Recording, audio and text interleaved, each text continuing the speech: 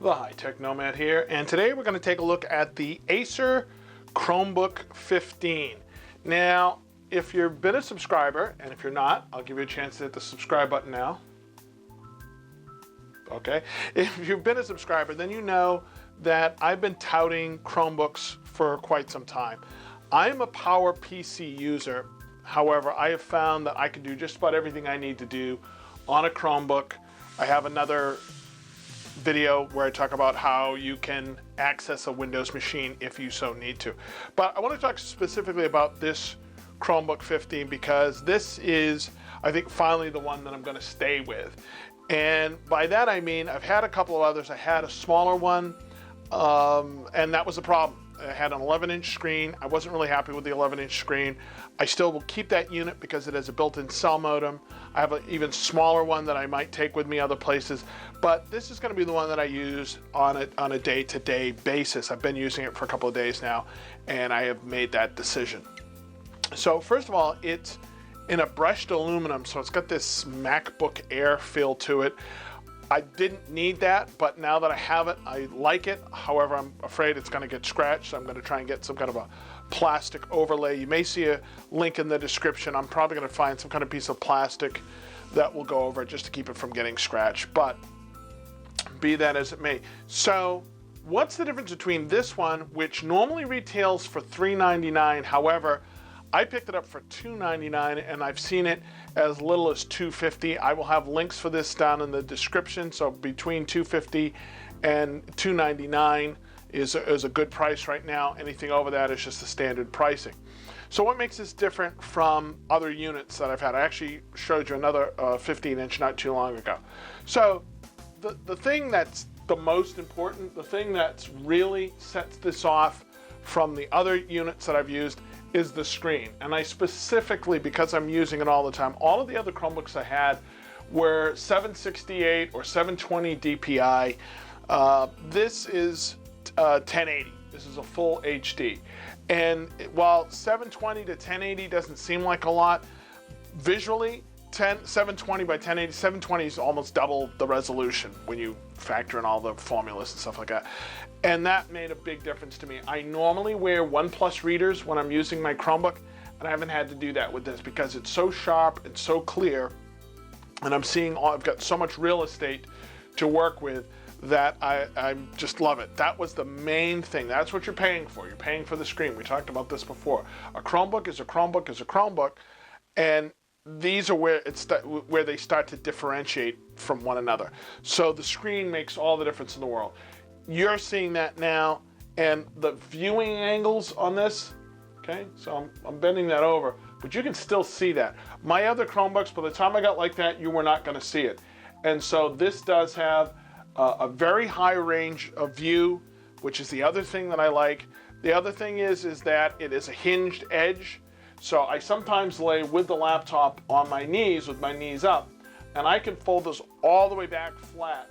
So now I can actually have it on my knees and go up flat that way. So it doesn't swing all the way around like some of the other ones, but it will go all the way flat.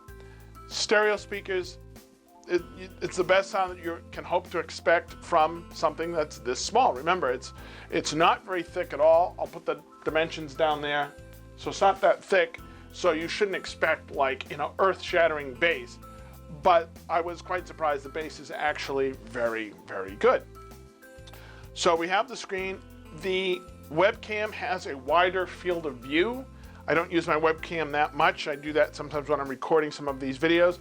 It has a much wider range of view than most of your normal webcams, so that's kind of nice if you are using Skype or GoToMeeting, both of which you can now do on a Chromebook. You also have Wi-Fi AC, which is the newest, fastest, bestest, smartest.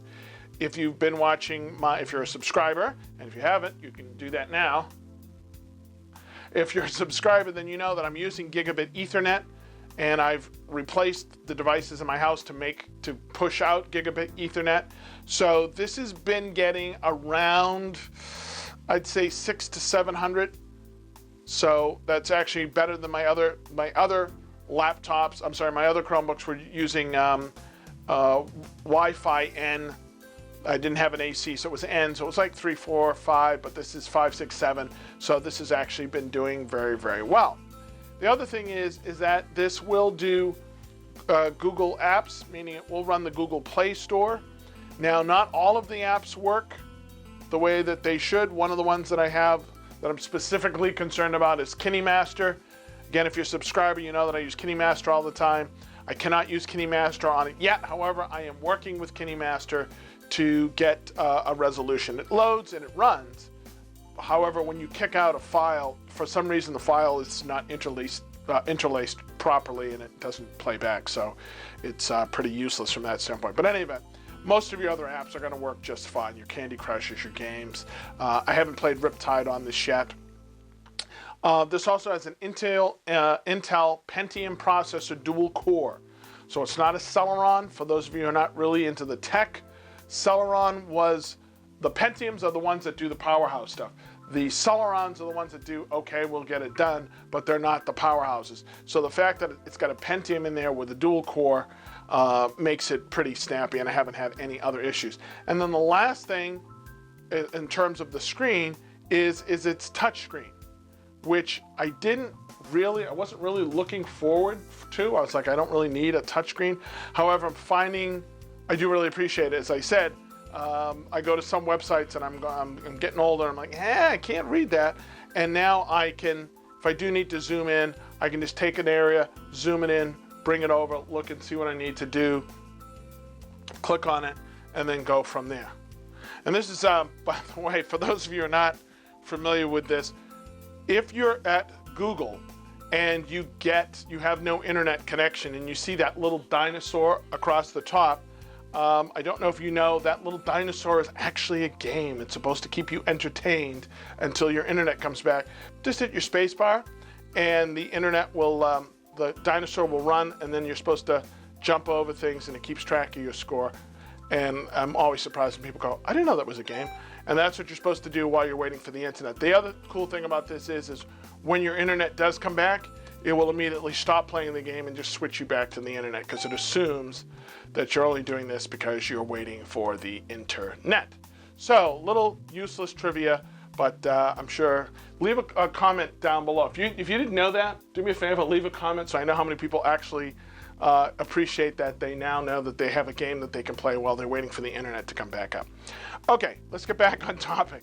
So, what is the topic, dear boy? The topic is this unit. So this particular unit comes with a traditional USB, which is a USB 3, and it comes with a key lock and a power indicator, and it comes with a USB-C on both sides. So on both sides, I got both a USB-C and a regular USB, and you also get a micro SD card, which is fine. Videos like this, I actually record on a micro SD, so I can just take them out of the camera, pop them in, copy the files over, and I have a headphone jack. Now, the thing about a USB-C is that means that anything that is USB-C, I can plug into this.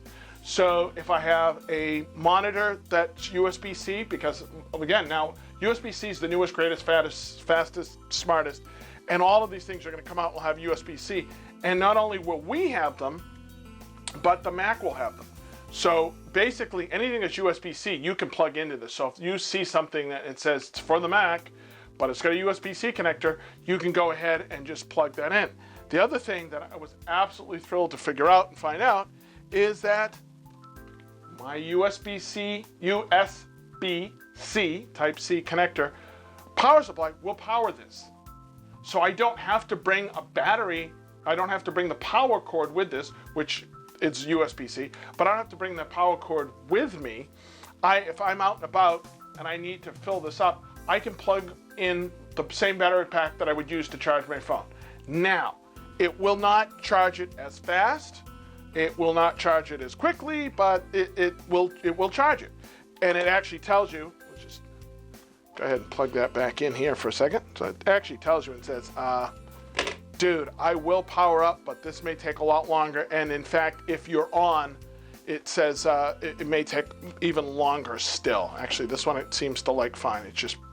It's pulling the power out of it. It's not even giving me a warning. The other day I got a warning. It just said, this is a low voltage power supply. It may not power as quickly with the unit on. You may want to turn it off. But that's a real big deal to me because as the high-tech nomad implies, I travel a lot. And now I don't have to worry about, do I have the power pack for my Chromebook? As long as I have a USB-C, I can plug it in.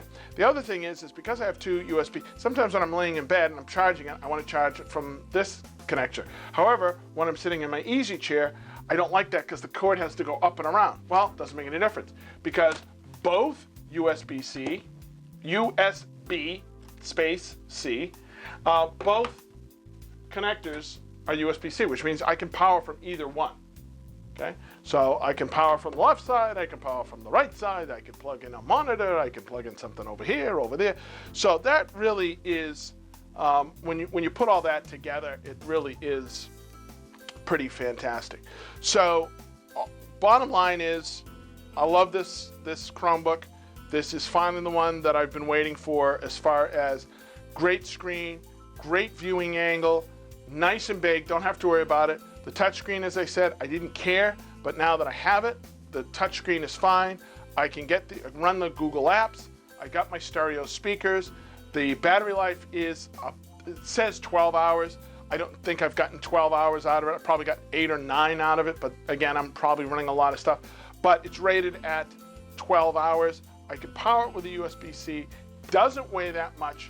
And of course, because it's a Chromebook, it's gonna, as soon as I open it up, Bob's your uncle, it's on and it's ready to go. So all in all, this is just a fantastic, and then like I said, from $399 down to $299, I'll have a link down the bottom.